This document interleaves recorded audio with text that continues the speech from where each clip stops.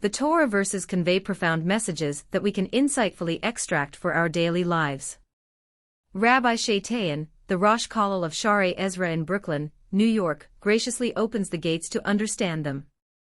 The new song that has taken the Jewish world by storm raises serious questions in Emunah and adds to a growing list of hits in recent years that portray Jewish beliefs inaccurately.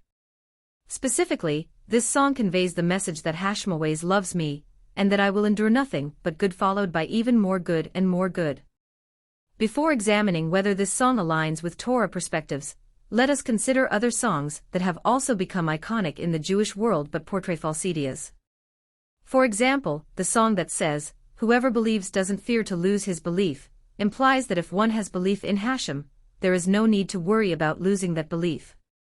This song has been sung by people for many years, shaping their mindset around this idea. The truth is that the Mishnah Hinavot 2:4 teaches the opposite, that one should not trust in oneself until the day of death.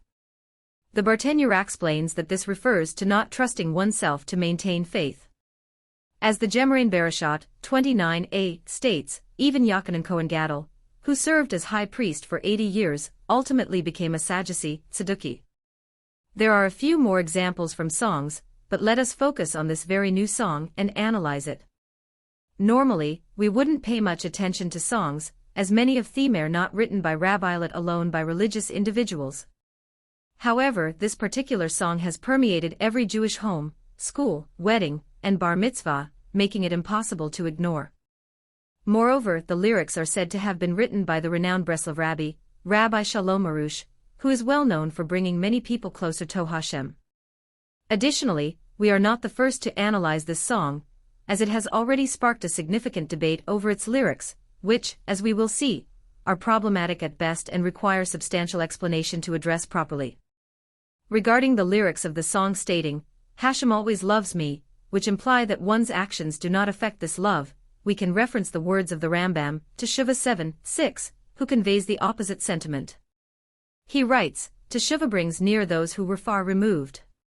Previously, this person was hated by Hashem, disgusting, far removed, and abominable. Now he is beloved and desirable, close and dear. The words of the Rambam clearly indicate that one is not always loved by Hashem, as this depends on their actions. To reconcile these ideas, one could argue that some interpret the Rambam as referring specifically to extremely wicked individuals, not merely someone who has sinned, Divrei Yirmiyahu. Now let us get to the core of the controversy.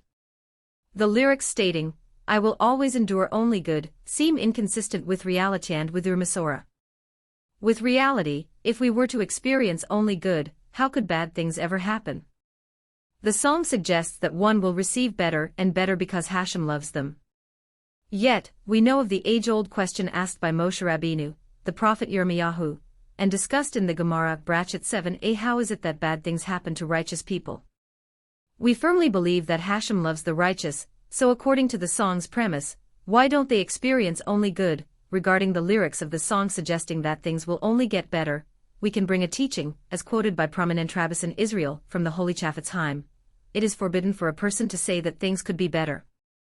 One may only say that the current situation is bitter, but it cannot be better, because whatever Hashem knows is the very best for a person.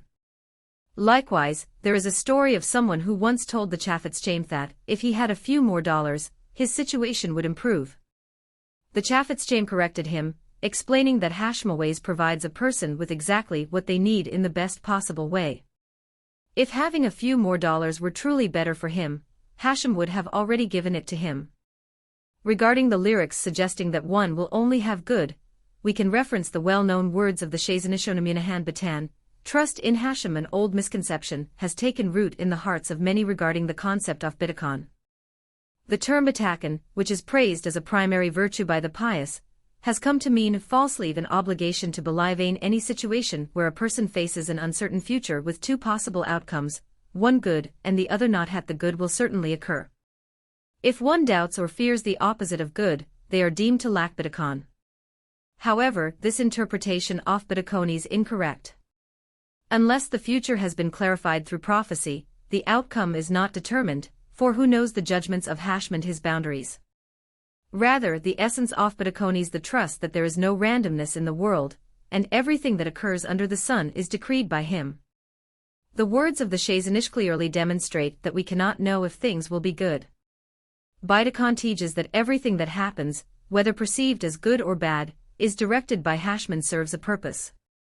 To justify the words of the song, which were written by Rabbi Arush as mentioned earlier, we can interpret them as referring to what is good in Hashem's eyes, rather than what we perceive with our limited understanding. This means that while we may see something as bad, just as Moshe Rabbeinu questioned why the righteous suffer in Hashem's view, everything is reflected in its true essence as the ultimate good for that person. The Shovet Halev adjuges that since Hashem loves us, he always does what is best for us. However, best does not mean having a good time as we perceive it, but rather the ultimate good in its true and deeper context, as only Hashem understands. This can be compared to a child who wants candy for breakfast, believing it to be the best thing for him. However, his parents, out of love and care, do not allow it and instead give him a nutritious breakfast, which is the true good for him, even if the child doesn't recognize it at the moment. We can also add that the words might reflect an element of wishful thinking, as seen in the well-known saying of the Tzemek Tzedek, if you think good, things will be good. This motto is embraced by some Jewish communities, even though it is not a statement sourced in Chazalia the Rishonim, who appear to hold the opposite view, that our mindset does not determine our future, but rather our actions, whether we are good or bad. Still, there is also the concept of Bitachon, where a person who places their trust and belief in Hashem is rewarded positively with good. This article was written in cooperation with Shuvah Israel.